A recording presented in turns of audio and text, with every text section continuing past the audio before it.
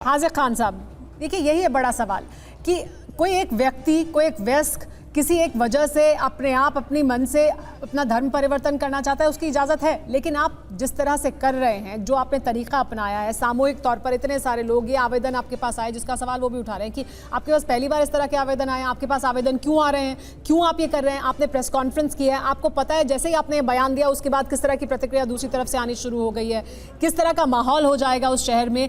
इस सब की चिंता उन्हें क्यों नहीं है, या वो सोचते समझते हुए एक सोची समझी रणनीति के तहत ऐसा कर रहे हैं? हाज़िर साहब, मैं पहले तो अपने बंसल जी का और अपने भाई का जवाब दूंगा, फिर इनकी बात का जवाब दूंगा। नहीं, आप पहले मेरे सवाल का जवाब दीजिए। मैडम एक बात, क्योंकि गलत बयानी हो रही है। मैं ये कह रहा हूँ कि हिंदुस्तान नहीं, दुनिया में जब सबसे पहले नबी आए हज़रत आदम अलैहिस्सलाम, जिसे हिंदू भाई मनु कहती हैं, सबसे पहले नबी इसी हिंदुस्तान में आदम अलैहिस्सलाम श्रीलंका में सरनदीप में उतरी और प्रॉफिट मोहम्मद सल्लल्लाहु अलैहि वसल्लम मक्का में। हम मजहब की चर्चा नहीं कर रहे हैं यहाँ पे। क्यों? ये घर वापसी पे उस पर चर्चा होगी, जवाब होगा। घर वापसी इनके यहाँ कैसे? एक मेरी बात सुनिए। देखिए, हम यहाँ धर्म पर चर्चा नहीं कर रहे कि कौन धर्म क्या कहता है। इन्होंने भी कहा घर वापसी, तो मैं हम भी कह रहे हैं घर वापसी पे बोलिए, आपको जो बोलना है। सबसे पहले कलमा लेके आए। एक मिनट सुन लेना, 1,24,000 धर्म पर चर्चा नहीं करेंगे, धर्म पर चर्चा नहीं करेंगे। मैं मुद्दे पर रहूंगी, आप मुद्दे पर जवाब दीजिए। तौकीर रजा साहब ने जो ऐलान किया है, जब मौदन कोई बालिग मर्द औरत जिसको किसी मज़हब में आस्था होती है, अगर हिंदू में होती है तो वो पंडित के पास जाता है, और मुस्लिम में होती है मौलाना के पास जाता है, ईसाईयत में होती है पादरी के पास जाता है, बौद्ध के पास जाता है, जैन के पास। जिस मज़हब से ये सरदार जो हमारे हिंदुस्तान में है, ये हिंदुओं से ही कन्वर्टेड है। हिंदुस्तान में 20 करोड़ मुसलमान जो है ना, वो कन्वर्टेड ही हैं। उनके भी दादा, परदादा, अक्करदादा, लक्करदादा कोई ना कोई हिंदू होंगे। ये वो कह रहे हैं कि घर वापसी होती है उनकी। घर वापसी इसलिए नहीं है, घर वापसी कलमा पहले दिन से था। आखिर एक साउंड में, एक आवाज में 1,24,000 अंबिया, सबके नाम से पढ़। ये इस विषय में जाएंगे, मैं नाम पूछूंगा। कहां से कहां पहुंच गए? मैंने उनको कह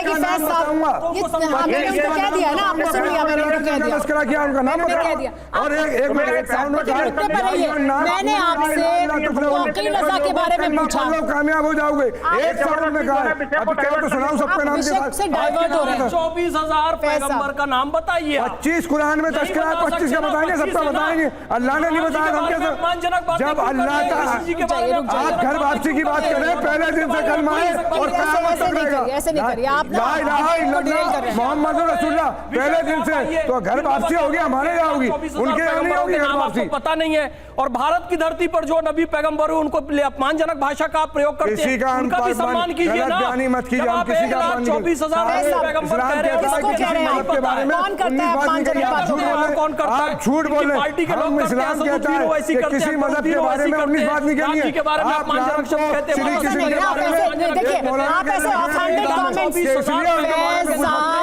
फैज साहब आप भी, हाजिर साहब प्लीज, हाजिर साहब प्लीज, हाजिर साहब आप भी, और फैज साहब प्लीज, फैज साहब देखिए, ऑफ हैंडेड कमेंट्स और जनरलाइज स्टेटमेंट्स नहीं देंगे, ना आप देंगे ना हाजिर साहब देंगे, उसकी इजाजत। हाँ, मेरा भी यही कहना है कि विषय पर रहिए आप भी, और हाजिर साहब भी। ऑफ हैंडेड और जनरलाइज स्टेटमेंट्स किसी के लिए भी नहीं दें, और किसी का भी नाम लेके इस तरह के, एक मिनट रुक जाइए हाजिर साहब, किसी का भी नाम लेके जनरलाइज स्टेटमेंट्स नहीं दीजिए जब तक आपके पास वो तथ्य हमें दिखाने के लिए ना हो। हमारे चैनल पर आकर आप चैनल पर जो मुद्दा है डिस्कशन का, उसी पर रहें और उसी पर बात करें।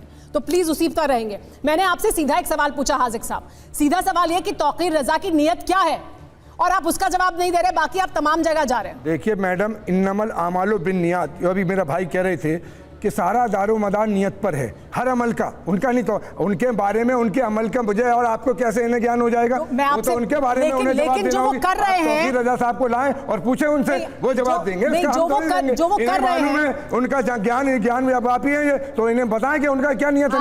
वो जो कर रहे हैं और वो जिस तरह से कर रहे हैं, वो जिस तरह के पद पर, जिस तरह की जगह पर बैठे हैं, फंडामेंटल राइट है हिंदुस्तान के संविधान में हर नागरिक का। क्या उन्हें नहीं मालूम इसका नतीजा क्या होगा? तो वो क्यों कर रहे हैं? ये धर्मांतरण करने का फंडामेंटल राइट है, सामूहिक रूप से धर्मांतरण करने का फंडामेंटल राइट है, देश के अंदर दंगा भड़काने का फंडामेंटल राइट है। दंगा भड़काने का मतलब आप बात करते हैं दंगे की, हम नहीं कर रहे। हम तो भाईचारे, हिंदू हमारे बड़े भाई हैं और हम उनके छोटे भाई हैं। हाजिर साहब जवाब सुन लेते हैं। विनोद बंसल जी, कानूनी तौर पर इजाजत है या नहीं? अगर वो कोई एक वयस्क व्यक्ति, जिसका वो कह रहे हैं कि उनके पास आवेदन आया और धर्म परिवर्तन वो करना चाहता है, तो ये हो सकता है या नहीं हो सकता है ना कानूनी तौर पर? इनके पास आवेदन क्यों आएगा? तौकीर रजा के पास। क्या ये कॉन्स्टिट्यूशनल अथॉरिटी है क्या, या इस्लाम ने इनको अधिकृत कर रखा है?